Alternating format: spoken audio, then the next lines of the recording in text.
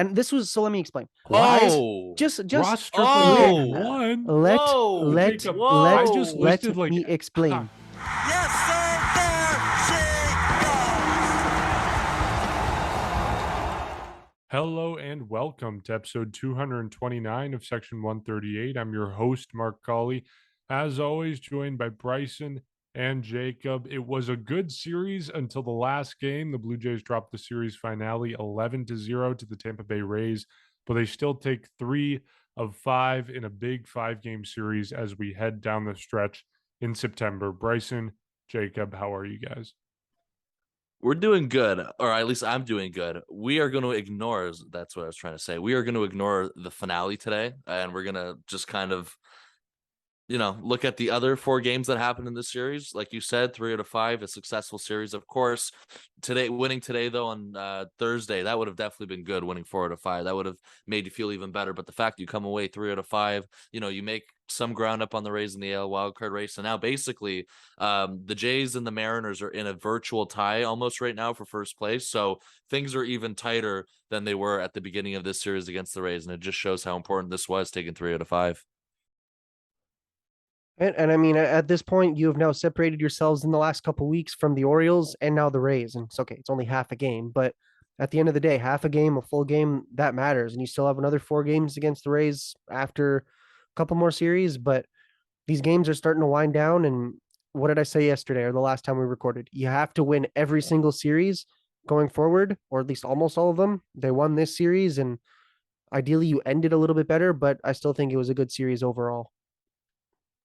Yeah, it sounds like you're both pretty happy with the result of this despite the final game. And I think I'm right there with you. I mean, overall, it was a good series. When you look at where these two teams are, obviously, like the Rays came into this series struggling after that series in the Bronx for them against the Yankees that just went totally south, especially in terms of pitching for them in the final 2 games of that series.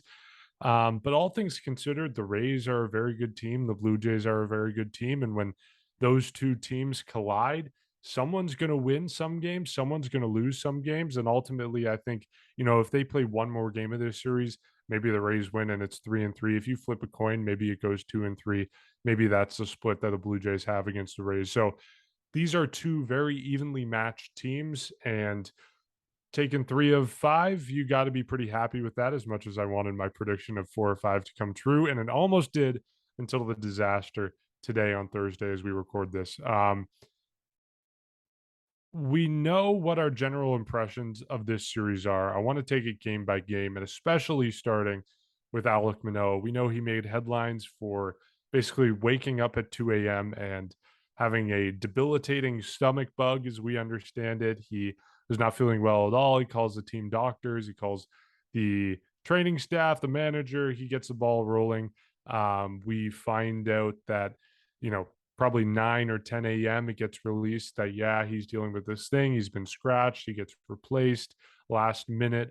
And then it's kind of a guessing game for the rest of the day as to whether he'll start the last game of the doubleheader.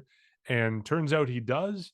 He recovers in time. He gets fluid and food in him, and he pitches a gem for the Blue Jays. And I don't know how much help Alek Manoah needs right now in building his reputation and his status as a pitcher that is not only just a rock of a rotation, but one of the best pitchers in the American League, one of the best pitchers in baseball, and one of the most entertaining guys to watch. But this start goes a long way towards building the legend of Alek Manoah. If you needed any other reason to support Alek Manoah and cheer for him as a fan, he just gave you the flu game.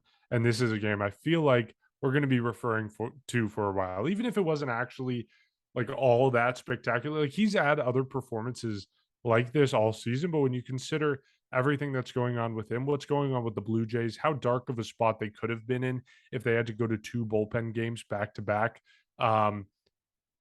This just goes to show how much the legend of Alek Manoah can grow, and I think it grew a lot this week. And what he's doing this season, what he's doing on the field, is so impressive. Well, keep in mind, he still only had a handful of minor league innings that he actually was able to get through. Like just he rushed. 37, I Yeah, think. it was something like that. We did Alek Manoah watch, and it lasted like 2 weeks or something like that. Like he just came up here out of nowhere and is one of the best pitchers in baseball, like you said, and he's probably not going to win the Cy Young. I think there's a few other people who will get it over him, but if you're looking at somebody who isn't necessarily going to win Cy Young, but you want on your team, this is somebody that you want. And we're talking about it. I think both Dan and Buck or whoever was calling that one of the, I don't remember which game it was, but one of the games during this series, they were talking about the different options that the Blue Jays would have that they'd face in the wild card and or in that wild card series, naming the top three pitchers for the Mariners and the Orioles if that happens, or the Rays and things like that. And they were saying that, yeah, you're going to face some good teams if you're or good pitching staffs in those wild card games. But if you have a pitching staff like the Blue Jays, you have that 1, 2, 3 punch of Manoah, Gosman, and even Ross Stripling. Honestly, you can consider this rotation. Maybe it's not the best in baseball, but if you're looking at a wild card series, I think that Alek Manoah is one of the reasons why this is probably a guaranteed quality start after quality start in that series. And even you look at these numbers, a 2.43 ERA on the entire season. That like even better than he was last season. And it's just, to me, it's just a little bit mind boggling. He's consistently giving the team a chance to win, and he's pitched in every single start this season through 5 innings. So he's at least giving you that halfway mark of the game. He's getting you through, the minimum that you need to at least qualify for a win. But to me, he's just came out of absolute nowhere. And I think now, if you're looking at guys that you need to extend long term, maybe it's a little too early for this, or maybe this offseason is a little too early. But Alek Manoah is somebody that if you're going to lock somebody up, you're going to take a pitcher, you're going to lock them up. I think it has to be somebody like this, because he's proven that he can dominate at any point in the season, whether he's fresh out of the gate in April, whether it's the dog days of August, whether it's a playoff race. Like he says, I'll give myself 80-85% of my abilities in the earlier parts and then ramp it up in the later parts of the game. Like, to me, that's just big name pitcher written all over it. And I don't know, like, part of me is shocked that we still have to say this. Like, I don't know how he did this, but at the same time, I think it's a reality. Alek Manoah is one of the premier pitchers in baseball right now. And to say that he came out of the Blue Jays farm system, I think that's even better. Like, it's great to go and trade for somebody, but for out of nowhere to develop a pitcher like this, and especially nobody really heard of him. At least I didn't really hear about him for a couple of years. It was all, Nate Pearson, he's going to come up, and they drafted TJ Zoik, and unfortunately, none of those guys have really panned out the way that you wanted them to. TJ Zoik's not really in the organization anymore, but Alek Manoah just came up out of just random rumors that, he's going to pitch in Double-A, whatever, and now he's one of the best pitchers in baseball. And to do it with a stomach bug, I don't really think anybody else on the planet could do that. Like, even Justin Verlander, I know he obviously had Tommy John surgery, but I don't think anybody else could do that. And the Rays are a good team. It's not like he just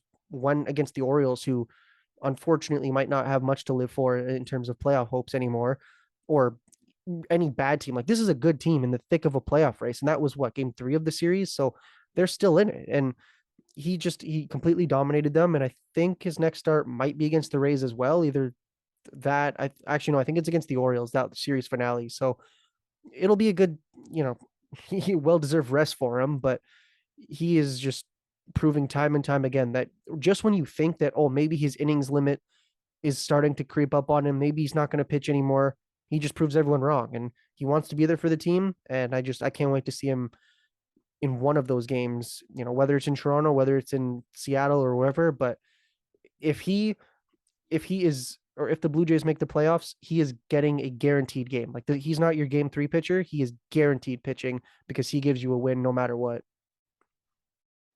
Well, yeah, definitely, obviously. Definitely a guaranteed game. And of course, you got to give respect to Michael Jordan and Jacob. Of course, he was the one that also did this too with the flu game. And that's why we renamed the flu game after what Michael Jordan did. So there's another guy that's done it for you, of course. So there you go. I genuinely didn't know that. Like, I thought I'm not surprised. It's fine though, but I'm kidding. But no, yeah. Jacob, I knew that. And I'm not much of an NBA fan. I genuinely thought flu game was like a Squid Game reference. Like, I don't even want to look at the YouTube comments later. Okay, moving on. Have you watched unrelated, have you watched The Last Dance yet? Do you even know what The Last Dance is? It's something about, like, not about Michael Jordan, but Okay. Okay. There you I haven't go. watched it. I don't At know. least you know that much. And I'm going this to kick isn't you from the bailing you call out. after this Oh, man. conversation. The fact that this is going to stay on too, Jacob, nice job. You just embarrassed yourself. Anyways, with Alec Manoah, I mean, everything you said though, Jacob, was absolutely true. I mean, everything that we expected out of him, everything kind of grows with the expectation level. This guy, we know what he brings to the table, and the fact that he was able to do it, it definitely shows you though, out of this starting rotation, going on to what you said, if there's a guy that's going to do it, it's Alec Manoah. And it was just kind of nerve wracking. And Mark, you were talking about it too when you introduced it, is that like we go through the morning, we know it's a doubleheader. We know that game one was supposed to be Alec Manoah. We know that game two is supposed to be Mitch White, and then some sort of bullpen game. And then we get some sort of, I guess right when the lineups actually came out is when you saw Julian Merriweather kind of post on the lineup card. And that's immediate confusion. At first, maybe you think, okay, maybe they just swapped Alec Manoah to game two, which they did. But at the time, we didn't know about, waking up with the flu and waking up at 2 a.m., full of fluids at the ballpark, just kind of kind of being out of it totally, just in all aspects. But the fact that he was out of it, like we were saying, and the fact that he was dealing with all this and he was able to go for game two, which was really helpful, obviously, because you were talking about it, going to 2 straight bullpen games on a doubleheader is not ideal whatsoever. I don't know how the Jays would have gotten through the series. I don't even know how they would have gotten through that, or I don't even know what the plan B was if Alec Manoah wasn't able to go. So that's something that we'll never have to know, and kind of, quite frankly, a little too afraid to know of if what the plan would have been if Alec Manoah wasn't able to go. But I mean, even for somebody who was completely out of it and somebody who still didn't have his best stuff, I think that's fair to say, he still got through with a quality start. And the fact that his stuff is so good, where he can battle through like this and get quality starts and still put up a really good box score, or just a pitching line in general, it just shows how talented he is. And this hasn't been the only time this year. There's been a couple, instances throughout the summer where his stuff just in general hasn't been there. But the fact is, even if he has his B stuff, he's, powering through and he's getting through the lineup and he's still putting up a really good start. And of course, that's obviously very helpful for the team. So in a series with low runs as well, despite obviously it was game 4, of course, when the Jays kind of took off in that 7th inning. It was crucial for them, to put up to have these pitching performances, of course, because you look at, for instance, game 1 was 3-2. Game 2 was 4-2 for Tampa. The first game of the doubleheader obviously didn't go too well.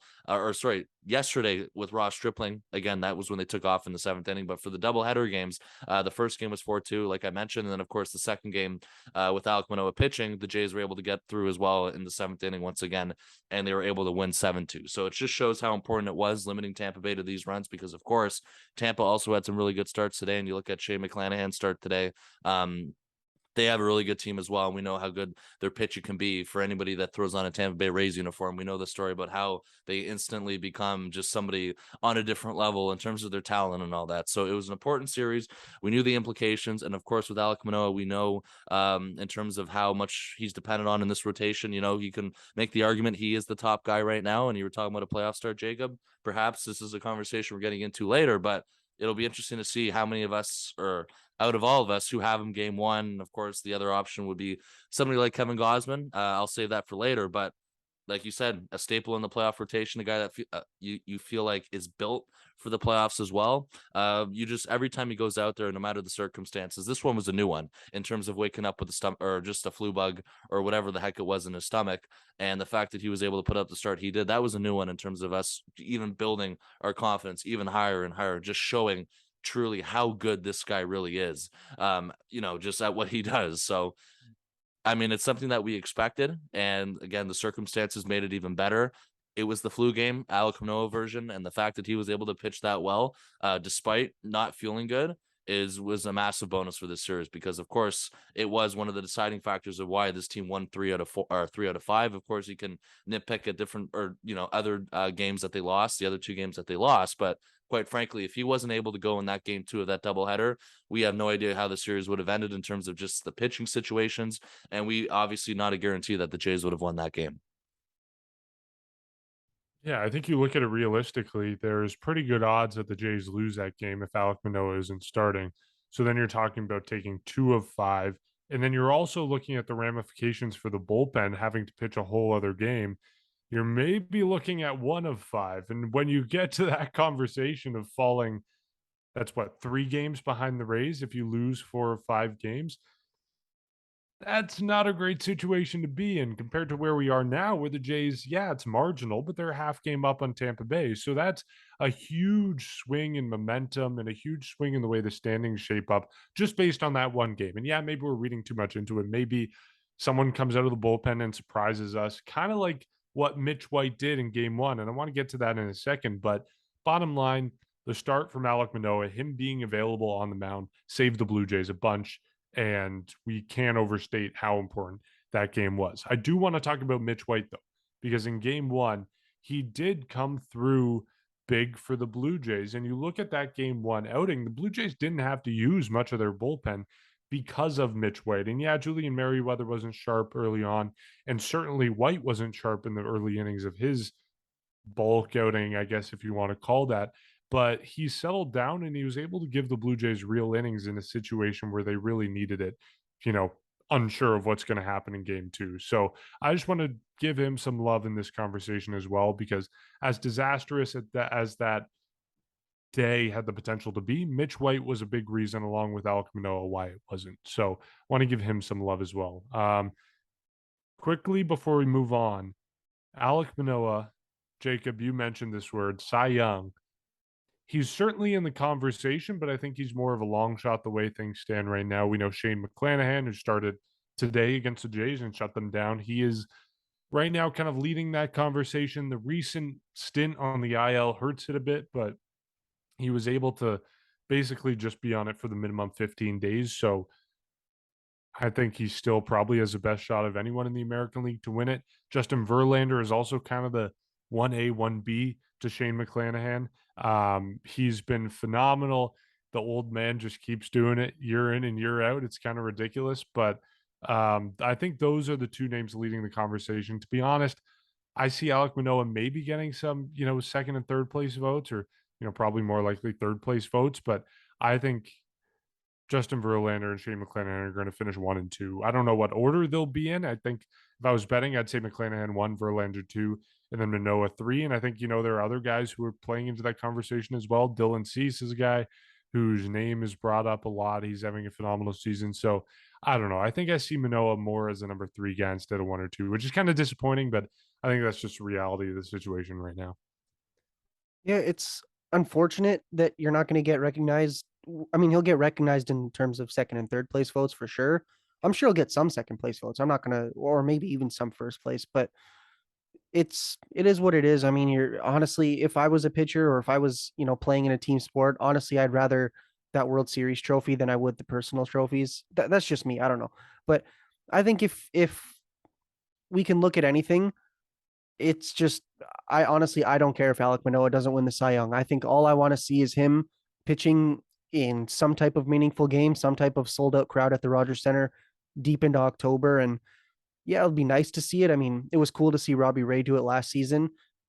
It will be great, absolutely. And I think he will win one eventually in his career, especially if this trajectory continues the way it is. But it is what it is. It's almost like Vladdy last year, where he's having such a good season, but there's that one extra guy that's like, oh, come on, why can't you be in the National League? And it is what it is. But I mean, like I said, I'd rather see him pitching deep into October than I would, in the type of situation where it's focusing on the personal numbers. Yeah, I mean, with Alek Manoah, it's definitely first of all, the fact that he could get recognition for Cy Young votes is definitely something. Again, it just says enough about how good he's been in year 3, year 2 for him. Of course, his first full season. So, I don't think any of us are expecting him to win the award from what you were saying, Mark. But the fact that you might get recognition from him, or at least he will, get some votes, I think he definitely will. Maybe not a whole lot, but he's definitely going to get recognition for that. It just says enough about how good he's been and how dominant he's been. Again, this is a guy that's been relied on pretty much, maybe not, of course, on paper in terms of, I guess, the depth chart at the beginning of the year, the starting rotation. No, as he was at the back end of the rotation, the fact that he slowly moved his way up and just is continuing to pitch where he did last year, which is even more impressive. All the innings that he's going through this year, of course, hasn't been any setbacks with him, which is really good. There's, no innings limits. Of course, he wants to pitch deep in games. He definitely has the potential to do it. We were talking talking about it in terms of a guy to pitch a complete game, I think all of our money is on Alek Manoah right now because he has definitely the potential to do it. He wants to do it, and there's been so many times this season where he could have done it, barring any managerial change or just being so close to, doing it. He was pretty much, a few times only one inning away. So that's just exactly just shows you how good he's been, and he definitely gets recognition for that. Though in terms of Cy Young votes, we're not expecting him to win it like you were mentioning, Jacob, with Robbie Ray last year, but I think to get some recognition, of course, first of all, as a team leader for that, he definitely has, but in terms of league wide, getting his name out there, and of course, we've seen it, different points of the year as well. He had the All-Star game where he was able to get in an appearance there and kind of, prove himself as well to the baseball world. I think that's really cool that he's starting to show more than, I guess, the Blue Jays fan base, and it's starting to spread towards the rest of baseball's fan base. And it's really cool that you're having a young guy like him, of course, who's going to be under contract here for a long time, who is at the top of that and in the conversations of that all the time. And it gets you excited for, years coming up in terms of hopefully consistently being at the top of that list, being the guy in all those considerations in terms of votes and just recognition. It gets you really excited for the future. And first of all, you feel really good that he's going to be a Blue Jay for a long time. Let's keep with the theme of starting pitching because there's another guy in the Jays rotation that's also getting a lot of love, and rightfully so. That's Ross Stripling.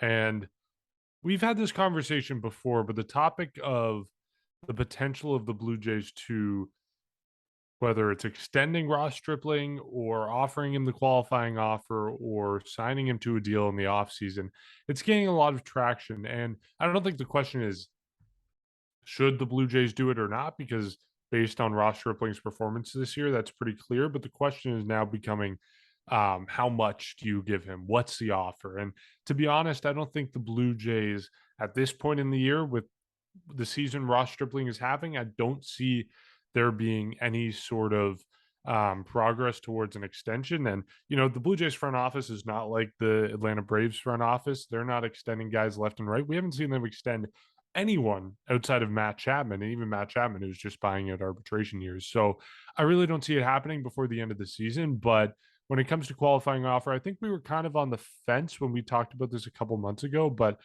I don't know about you, Bryson. I was a little bit on the fence. My mind is certainly in the camp where the Blue Jays have to offer him that. It's probably going to work out to about $18 or $19 million for the qualifying offer this year. And for the way that Ross Stripling has been pitching, the rock that he has become in the Blue Jays rotation, the way that he is legitimately going toe to toe with guys like Kevin Gausman and Alek Manoah and pitching better than a guy like Jose Barrios, who is signed to a $130 million extension. Ross Stripling deserves $19 million in 1 year, period. I have no doubts about that. The only thing is, the question then becomes, does Ross Stripling accept a $19 million 1 year offer from the Blue Jays? And I think the answer to that has also become pretty clear. And I think the answer is no. Ross Stripling is having the best season he has ever had in his career. He's hitting free agency for the first time. I don't know why he would only take a 1 year deal when he will likely have on the table, I think, a good variety of options for him. I mean, you look at his age, he's 32. Yes, you can say maybe he's exiting his prime seasons, but he just had the best season of his career, is still having the best season of his career. So I think the possibility that he continues to pitch that way, that he signs a multi-year, a big deal with a team in the offseason is too big for him to take a 1 year deal. What's the size of that deal? That then becomes a question. How much do the Blue Jays have to offer to be competitive in a market for Ross Stripling? And assuming you guys are with me this far and agreeing what I've said so far, that then becomes a question. How much do the Blue Jays have to offer Ross Stripling to make a competitive offer that he would accept? And is it worth it at that point? Is that much money worth it for a guy like Ross Stripling? So the number I'm going to throw you guys is 3 years, $50 million. So that works out to, just doing math off the top of our heads, which is not the wisest idea, $16/17 million a year over 3 years. I think that's pretty reasonable for a guy like Ross Stripling. Whether that is convincing enough for him to sign with the Blue Jays, I don't know. I think he would probably get better offers elsewhere. And even if it's not better average annual value, I think he would be getting offers that are longer term. And I think at this point in his career, that's probably what he's looking for. He's probably looking for a 4 or 5 year deal that basically takes him most of the way to the end of his career that he can bank on. So I think he's looking more at raw numbers, raw value, rather than average annual value. So I think the Blue Jays should offer 3 years, $50 million. Whether Stripling takes it is another conversation, but that's where I'm at with a Ross Stripling extension / qualifying offer / free agency talks. Well, see, funny enough, I was going to offer 55 million over those 3 seasons because to me, realistically, that seems kind of like what he should get or what the Blue Jays reasonably would offer him. Do I think he accepts it? I mean, I would hope so, but who knows? It depends on what the rest of the offers are. I mean, if he's offered something like Kevin Gosman, or maybe not that type of deal, but you know what I mean, like 20 million for 4 or 5 seasons, absolutely take that. And you'd be an idiot not to. But I think honestly, if the Blue Jays are willing to do that, when I said 55 years or $55 million over 18, or sorry, $55 million over 3 seasons, man, I got distracted so bad there. But so 18 and a third million per season. If you want to give him 18 million for 4 years or 5 years, maybe not 5 years, but give him 18 million over 4 seasons, $72 million. Honestly, I would do that. And if that's what it takes to bring Ross Stripling back, why not? And the thing we need to consider here, Kevin Gosman's not going to be here forever. Yes, he has 4 more seasons left, but we need to consider. But look at what happened with Hyunjin Ryu. This season and next season are done. You need somebody in your rotation. Like, regardless of if you have Barrios, Gosman, and Manoah next season, you like literally need somebody else in your rotation. So I think you have to look into bringing Ross Stripling back. And yeah, you can say Yusei Kikuchi will bounce back, but you still need somebody else. You can't have 4 pitchers in your rotation. You know what I mean? So I think you absolutely need to get Ross Stripling back. And here's the thing. Blue Jays I know their competitive window is sort of just started ish. It's not at the beginning, but it's closer to the middle than we're thinking. If you give him 4 or 5 seasons or 4 or 5 season contract, that probably brings you towards the end of your competitive schedule. So why not? You know what I mean? He can stay a Blue Jay for the duration of that contract, and then, or for the duration of how good they'll be. And then if it works out, it works out. And then you have, a solid 1 through 4 potentially, or 1 through 3, depending on what happens with the rest of the rotation. But I think you have to look into this. He's a guy, and I've been saying this all season long, and maybe I'll bring it up later in the episode if we discuss what I think we're going to discuss. But Ross Stripling is this team's MVP right now. Without him, rotation would be in absolute shambles. You can rely on Manoah all you want. Gosman's home and away splits are just absolutely ridiculous. Same thing with Barrios. Those two have had, Gosman's obviously better, but it's been a bit of a roller coaster for both of them, just not to the extent of Manoah or Gosman, but you know what I mean. Without Ross Stripling in your rotation, it easily could have been a very, very rough trade deadline for them, and it could have been a rough season so far. But with somebody like Ross Stripling, I think he's underappreciated by the casual fans because people are like, oh, he's having a good season. But when you really think about what he's doing, he has kind of saved this rotation and bullpen from just being an absolute mess. And going into the playoffs, I think he is somebody that you can definitely rely on. And for the next few seasons, I would love to rely on him in that rotation because he's proved that he is truly valuable for him. It's an interesting conversation, and it's definitely began to, I guess, resurface over the last couple of weeks. And it's kind of been something that I guess the entire second half of the season's also been pretty much up to mind. But we spoke about this, of course, before the All-Star break. I think it was before, or it was close after. It was one of the two. But it was a question that you did ask, Mark, in terms of a qualifying offer, or would you extend, either or? And yeah, we were pretty much all on the fence about that. At least you and I were. I can't remember where Jacob stood on that, but I think I agree with you on the fact that I think we're getting to the point where a qualifying offer might be the best course of action in terms of doing anything you can to bring him back.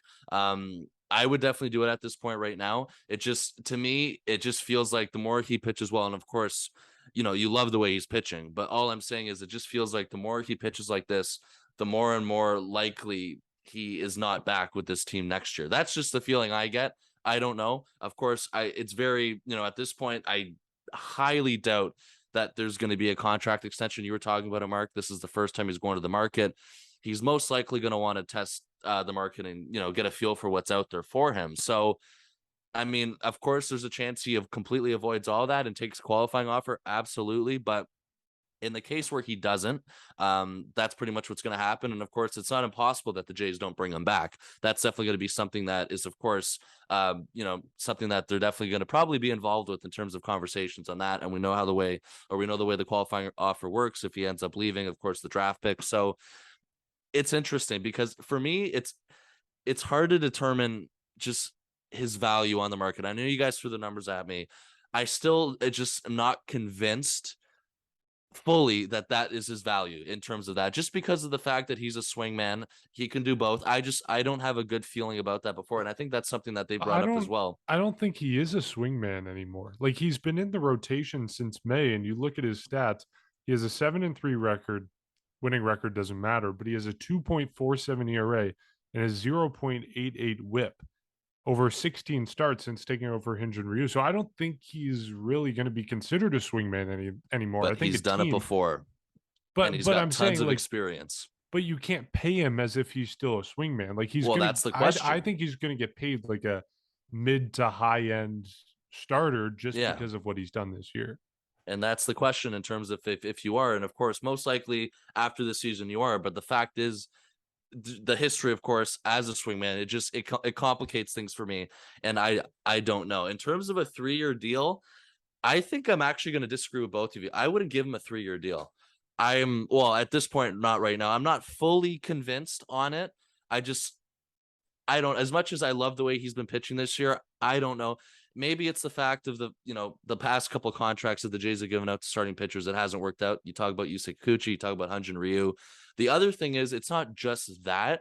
Of course, if he does deserve that, he does deserve that. But I just look at this from a whole bigger perspective in terms of, if you're going to spend money on Ross Stripling, we talked about it in terms of all, basically then your entire starting 5, or at least 4 people for sure, are locked up long term. You have the Yusei Kikuchi contract. You have the Hyun-Jin Ryu contract. Teoscar Hernandez has to get paid. Lourdes Gurriel Jr.'s up. Bo Bichette's got to get extended. Vladimir Guerrero Jr.'s got to get extended. There's a lot of question marks in terms of how they're going to spread out this money, or how they're going to kind of get these guys paid, to get these guys signed. That's all I'm saying. If that's a way, or that's a reason why they don't give Ross Stripling a potential contract offer, or at least go to that extent in terms of 3 years, I think that's a pretty reasonable explanation to why, as much as it might be nothing against his performance. Of course, he's going to get, no matter where he goes, if he comes here or stays here, he goes somewhere else, he definitely deserves it left, right, and center. And you're going to be nothing but happy for him when he gets that contract.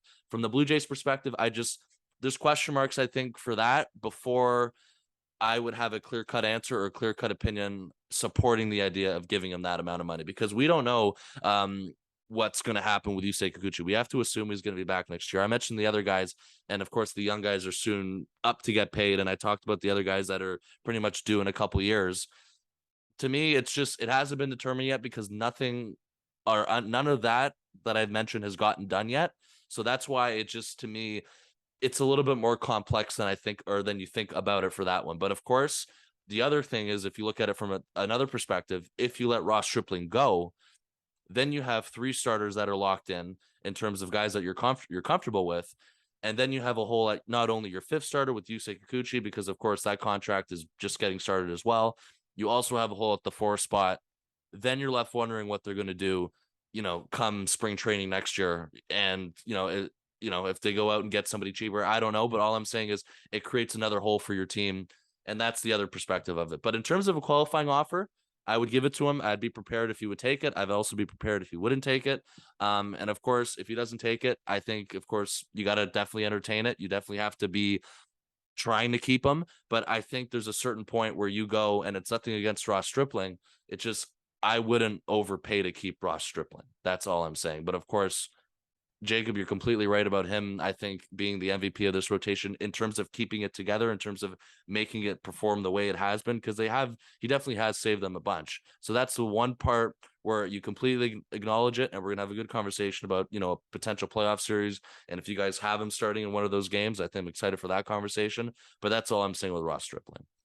One thing real quick, the only thing here is we can easily get on the hype of you have to give him a 3 or 4 year contract, but if it's 1 or 2 years, I highly doubt he takes it. That's why I'm saying if you're going to extend That's the him, thing. Yeah. yeah, there's no chance he takes a 2 year deal, and rightfully That's so. I expected though. Yeah, no, but that's what I mean. That's why like you have kind of no choice but to give him 3 or 4 seasons because without that, he's not going to take it.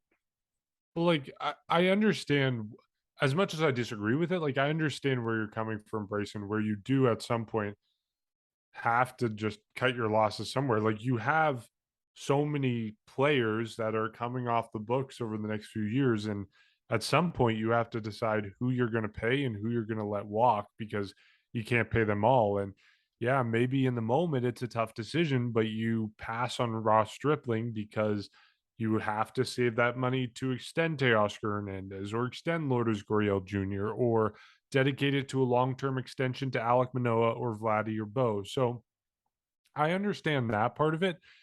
But if we're just talking the worth of Ross Stripling, like how much is he worth to the Blue Jays? I think 3 years, $50 million, or even as you say, Jacob, 3 years, 55, 100%. I think he is worth that much as a starting pitcher. It's just, yeah, it complicates things when you start talking about are the Blue Jays in a position where they can offer that to someone like Ross Stripling when they also have these other guys who are demanding their money. That's a totally fair argument to make. I just think if we're talking about how much he is worth as a starting pitcher on this market, 100%. And maybe 355 is conservative after that. I thought, like looking at those stats, 247 ERA across 16 starts. And the thing that gets me, the 0.88 whip. That is like unheard of. And I don't have the numbers in front of me. I'm willing to bet that that is top 3 in the American League, if not baseball, as well as that ERA over that span for sure. So, like when you're putting up numbers that are that good, I don't know. I to me, he is worth a hell of a lot of money. It's just a question of whether the Blue Jays are in a position to offer that or not. So yeah, that's another conversation we have to ask. And I think it's hard to assess now when we don't totally know what the pitching market is going to shape up as. You look at some of the free agents that are set right now to hit the market. David Price, not really in the conversation, but he's the guy who's getting paid the most this year, just a holdover from that long contract he signed with Boston. Jacob deGrom hitting the free agent market, Chris Sale, Justin Verlander, Carlos Rodon, Noah Syndergaard, Charlie Morton, Chris Bassett, Adam Wainwright, Nate Eovaldi, Clayton Kershaw, Aaron Nola, Luis Severino, Zach Greinke, Sonny Gray, Wade Miley. That's probably it in terms of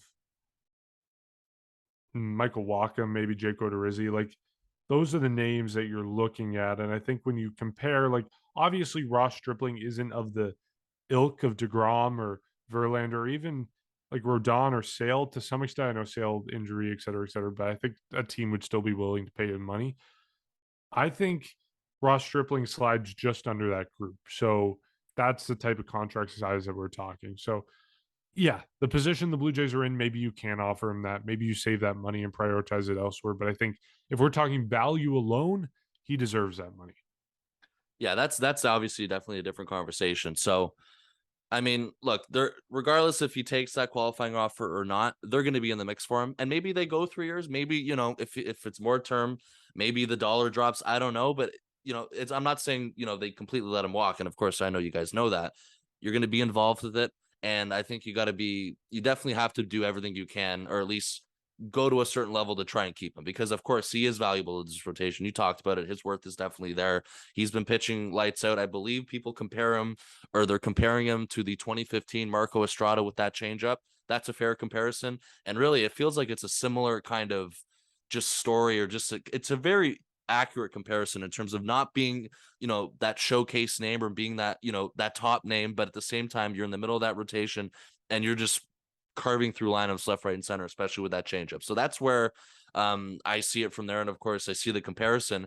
It's going to be interesting. I hope Ross Stripling stays for the right or for the right price, and of course for everything that's settled. But of course, that's a different conversation of what you were saying. Of course, with the value, and he's definitely important to this rotation. I mean, he proved it. Sorry, this year with being that guy. kind of stabilizing this rotation when Hyun-Jin Ryu went out, because if it wasn't for Ross Stripling, there would be a serious problem with this rotation. And this is also a team that didn't add a starter at the trade deadline. Perhaps that would have forced them to do something, a little bit more risky or whatever it is. You never know. But the fact that they were able to keep the team where they were, or just make the rotation, stabilize it, like I think that's a good word to say. And of course, even over exceed expectations from what he came in to do at the beginning of this. This was a guy that came in through 40 pitches left. He would go through the order once, and slowly he'd build it up to twice through the order. And now you're even seeing him go beyond that in terms of 3 times through the order, or at least at the starting point of that. So it just shows as well the responsibility that is gained through him throughout the rest of the year as well. All right. In keeping with our theme of starting pitching conversation for today, we're going to wrap it up with a conversation that, again, we had earlier this year, but I think it's time to revisit it. The Blue Jays are right now heading for the wild card series. It's going to be a 3-game series, assuming it goes that far. And you need 3 starters for those 3 games. Who are those 3 starters for the Blue Jays? When we had this conversation earlier this year, there was a serious debate between Ross Stripling and Jose Barrios. I don't think there's a serious debate right now. I think the 3 starters are very clearly Ross Stripling, Alek Manoah, and Kevin Gausman. Maybe you two disagree with me. I'm interested in hearing your thoughts. But to me, Repeat that. Those 3. The 3 starters would be Kevin Gausman, Alek Manoah, and Ross Stripling. Really the only debate is between Ross Stripling or Jose Barrios. And to me, it's not much of a choice right now. Just the consistency of Ross Stripling, you cannot throw Jose Barrios out there. If he's on his stuff, if he knows what he's doing, if he's not, whatever it is, tipping pitches or out of his delivery or whatever it is, he's phenomenal. Like, he's among the best pitchers in baseball. But you just can't trust him to do that time in and time out. There's so much volatility in what he's done this year. And yeah, he's been better as of late, but I still trust Ross Stripling more to be consistent, to give you what you need in a game, rather than Jose Barrios, which seems like kind of a flip of a coin at this point. So that's my thoughts. I think it's very clearly Ross Stripling's game to start if it goes to a game 3. I'm curious if you guys think the same. And then the added wrinkle out in this, what's the order that you roll these guys out in? Like, if the Blue Jays win game 1, does it matter what games they win to rejig the rotation, or is it static with just going 1, 2, 3? Like, do you start Alek Manoah 1, Kevin Gausman 2, Ross Stripling 3? Do you swap Gausman and Manoah? If the Blue Jays win game 1, then game 2 is no longer a must-win, so you put Stripling game 2, and then whoever's left over game 3. I don't know. Talk as you will about the way the Blue Jays are shaping up their wild card series, who should be the 3 starters and what order they should go in, what the approach for the Blue Jays should be in. Because I know what 3 starters I want, but in terms of who's starting what games, what approach the Jays should take, I have no idea. So I kind of teased this earlier. Game 1 for me, without a doubt, is Ross Stripling. And this was, so let me explain. Just Ross Stripling one. Let me explain. I just listed like every possibility under the sun. Ross Stripling game 1 was not one of them. I love Ross Stripling, but game 1. Oh my! Are you putting him game 3? Just listen. No, listen. The Blue Jays are creative. Remember the time they put Matt Shoemaker like game 1 of, and how did that go? They lost the game like 2-1. Yeah, they Matt did. Shoemaker was an opener. Exactly. He was an opener, and he was playing injured or whatever it was. But he pitched like 3 scoreless innings. They lost. It was Hyun-Jin Ryu who didn't start, right? He started the second game and he got rocked. No, Ryu was being saved for game 3. No, he pitched game 2. Walker was. No, Shoemaker pitched. Mark's right. 2. Mark's right. They were saving. They went Walker 1, Shoemaker 2, and then they were saving Ryu for 3, but they never got to 3. It was Hyun-Jin Ryu pitched game 2. He gave up like a grand slam. Yes, he did. I swear. The Blue Jays. I swear against the Tampa Bay Rays. No, I'm on it. Anyways, Bryson, look this up. But let me explain. I think Ross Stripling is the guy to open it. Like, it's kind of like the Marco Estrada. It's not the flashiest take, but I think that if you're opening a playoff series, Ross Stripling gets you on the right foot. Then you put Kevin Gausman. Like, look, at the end of the day, like he can pitch. You put him game 1, game 2, game 3, he's going to give you a solid outing. I think Kevin Gosman is your game 2 starter. And then if you get to the scenario of Alek Manoah or needing a game 3, it's Alek Manoah. If you win game 2, or if you win game 1, maybe you put in Alek Manoah. I think, and I've said this all throughout the season, really. I think Alek Manoah, he gives me a lot of Marcus Stroman vibes where he feeds off of that energy. And if it's an elimination game, he just ramps it up even more. I think Alek Manoah is an elimination game pitcher. Ideally, you save him for game 3, but game 1 and 2 to me has to be Stripling and then Gosman. And as you can, I mean, you guys clearly were shocked when I said that, but like it makes to me, it makes sense. Like I trust him to go game 1. Like the way I look at it is if I trust him to play an elimination game, I trust him to pitch in game 1, and game 2 and 3 are elimination games no matter what. You know what I mean? So it to me it makes a lot of sense. Open the series with a solid outing from Ross Stripling, and then you go from there. I'm so flabbergasted right now. But Well, Bryson, how's our fact check going? Bamboozled. I have the results. I don't have the box score, but I do. Jacob actually was right. Hyunjin Ryu pitched game 2 when they lost 8-2. Boom. Game 1, I think, was Shoemaker opening up or whatever Okay. that was, and Robbie So we Ray got was the actually order charged wrong. with the loss. But look, So, I but don't- well, then they were saving Taiwan Walker for game 3, I guess. that's what it was. Yeah, They 'cause were he saying never that pitched. was the That's what mistake. what Yeah. it was. Yes, Okay, but then Yeah, but I don't think I- Stripling would. But to be fair, they lost. it's they, the they same were, thing, they Jacob. were- It's best 2 out of no, 3. Like but we're they- back yeah, to you this. are you're but they were saving blown Alek out game Manoah. 2. No, Sorry. If they win game 1, they can put Manoah game 2.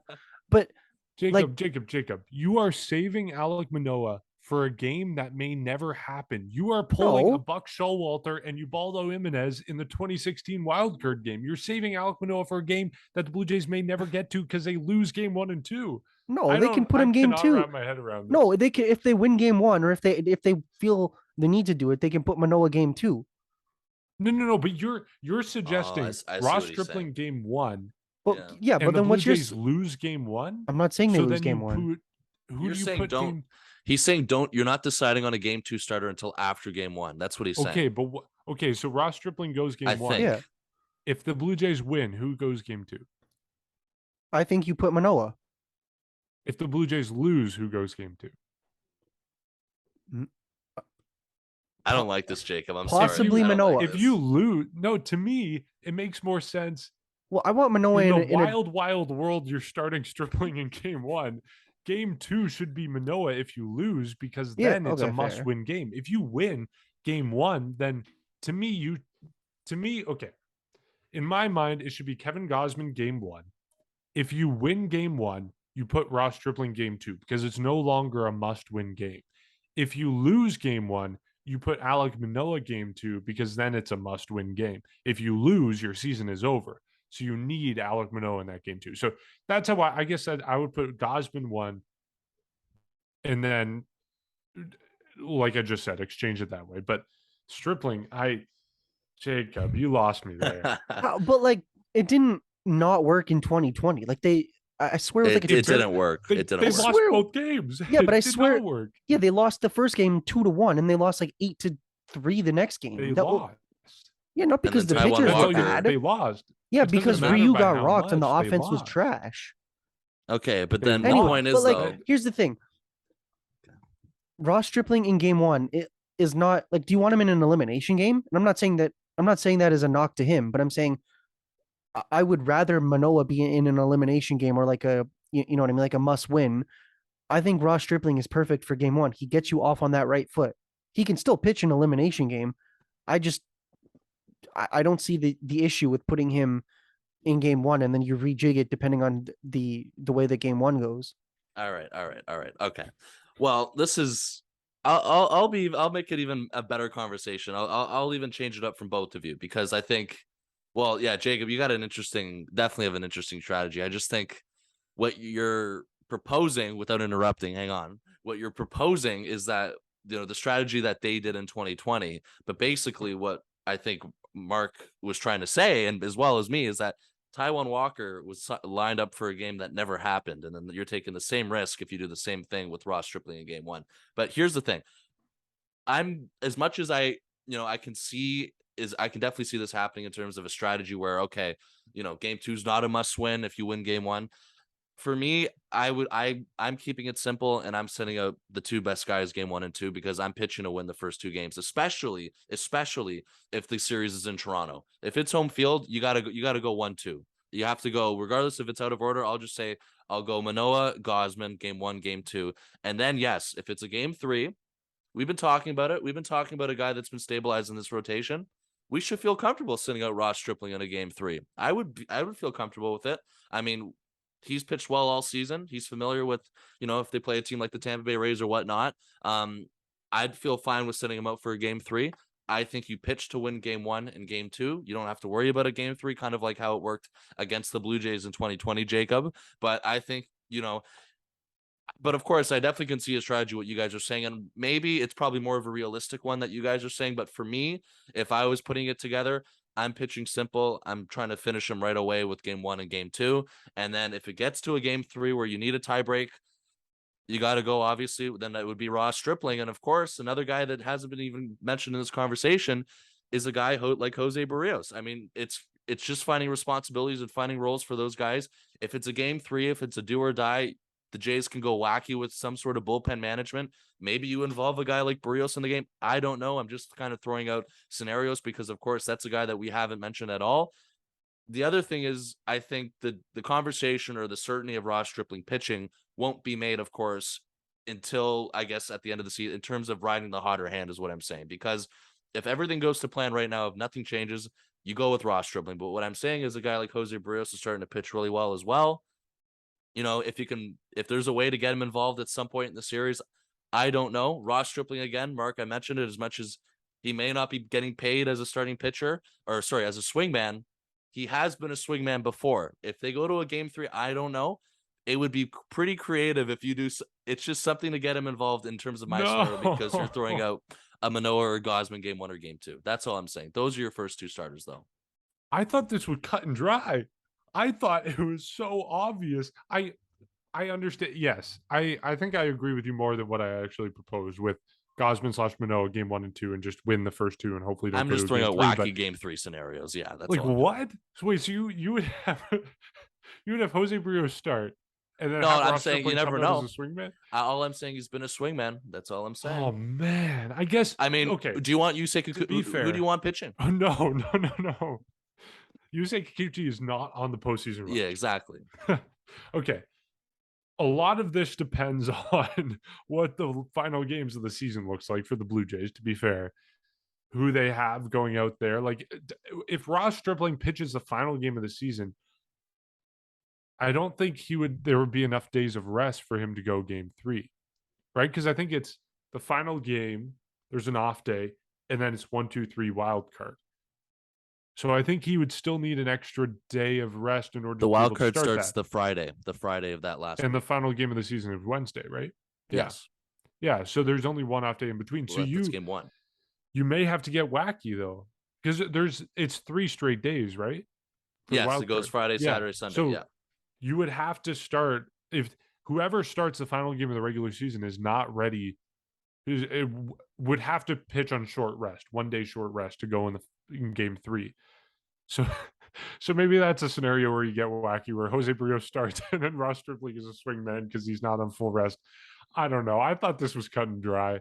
I'd feel pretty comfortable with that. I'm not gonna lie. I'm just saying, especially if it's in Toronto with Jose Barrios. I'm just saying that changes everything. The Blue Jays need home field advantage, and I was going to bring up this conversation again because we've had it, but I mean, we've been derailed. But the conversation that's more on Jacob. This is on Jacob. This is Jacob's fault. Excuse me. I gave a legitimate proposal. I did not derail this. That's not legitimate. No. That's it's wild. Mark's turn, Jacob. It's Mark's turn. No. Okay. Anybody that can comment, anyone on YouTube, if my proposal is wild, call me out and I will admit defeat. I guarantee you there are people. Ross Stripling game 1. Why not? Like, if you would. We've been over it. We're not rehashing this. The other question I was going to ask, which we no longer have time for, is, I mean, you have to be number 1 or 3 in the wild card. You cannot be number 2 in the wild card. It's as simple as that. And I see you both nodding, so good. We don't have to argue about that. If you're number 1, you have home field advantage. Good, perfect. Your life is made. Done. I mean, If you're finishing number second two- would be cool. Oh, shut Be up. that. I I'm mean, kidding. I'm you're kidding. the We're not runner doing up. Why this. not? It's like 11:10 a night. Um, if number one, your life is great. Number three, your life is great. You're playing Cleveland in the AL Central. It's on the road, but it's Cleveland, so your life is great. If you're number two, your life is terrible. You are either playing in Seattle with against their first postseason game in 2 decades with how loud that crowd gets. That would be disastrous. If you finish number two and Tampa Bay is number one, you're playing in the House of Horrors for 3 games, and we know how that went in 2020. Thank you very much, Taiwan Walker, leaving him for game 3, Jacob. But yeah, so don't finish number two. You have to be one or two. That's all I was going to say. We're all in agreement. So I'm losing my mind. Series predictions: 3 games against Baltimore. I'm traveling down to Toronto for Saturday and Sunday. Jacob, you're going to be there with me. Bryson, we're trying to convince you to come. It's TBD. Series predictions: 3 against Baltimore. Well, there's no starter listed for game 1, but I know as of right now, it's looking like it's It's a bullpen day. It's a okay. bullpen. So yeah, then there's a bullpen day. You get Barrios and then Manoa. I mentioned this earlier, but Baltimore's playoff push or hopes are kind of squashed. Like the I'll say Thanksgiving. it. They're dead. Yeah, They're dead. it's Thanksgiving. Bring out the squash. You know what I mean? So, anyways, I don't know where else going with that, but no, I think 2 out of 3 is the bare minimum. I wouldn't be surprised if they sweep, honestly. And I'm not saying that as like a cocky fan. I genuinely think they could sweep this. You're the cockiest fan that we know of, so I wouldn't be surprised. But look, we're off. This is off the rails. I can't remember the last time we've gone off the rails like this before, so this is new for us. Thanks again, Jacob, as you're laughing over there. A bullpen game, it's not ideal. We talked about it. Mitch White still isn't eligible to come back up here as much as he was here as a doubleheader or as the extra guy. So this is kind of a situation where they have to kind of go back to what we've seen over the past couple of weeks with kind of throwing in Kikuchi as a bulk roll guy. Maybe Trevor Richards starts, even though he pitched today on the Thursday. I don't know. Things kind of fell off the rails for them today as well. Later on in the innings, it kind of complicates things for tomorrow. So I don't know how I feel about this bullpen game. I'm not confident with it, but I'll stick to 2 out of 3 like you, Jacob. I think there's no reason why you don't win Saturday or Sunday against this team with Barrios and Manoa going out. Tomorrow is iffy for me, but of course, winning a bullpen game with the state of the bullpen, who knows what it's going to be in. That'd be pretty impressive, and hopefully that can further, as you guys would say, kill the Baltimore Orioles playoff chance. Because I'm just saying, if they have a good series, you never know with them, but I think they're pretty much close to being done, like you guys were mentioning. 2 out of 3. I also agree 2 or 3. We're not going to have another argument here. Yeah, 2 or 3. I mean, Are you sure though? Yeah. I mean, like they could lose. I mean, they could get swept. It's not the this end is of my the 2 world. or 3. Rounding the podcast here. Thank you to everyone who listened to this. It's been one hell of an episode. We've had a lot of fun, as you can probably tell, and hopefully it comes across. Lots of fun with the Jays going on. 3 games against Baltimore. As always, you can support our podcast by going to patreon.com/section138pod. You can support us by giving us a rating and review wherever you catch your podcast. You can follow us on social media at section138pod. You can give us a subscribe to us on YouTube. And if you're heading to the games on Saturday or Sunday, feel free to drop us a line and stop by. We will be, I don't know where we'll be. We might be in the flight deck. We'll see where we're hanging out. Going to be a fun series. Going to be a fun weekend. We will catch you at the end of this 3-game set.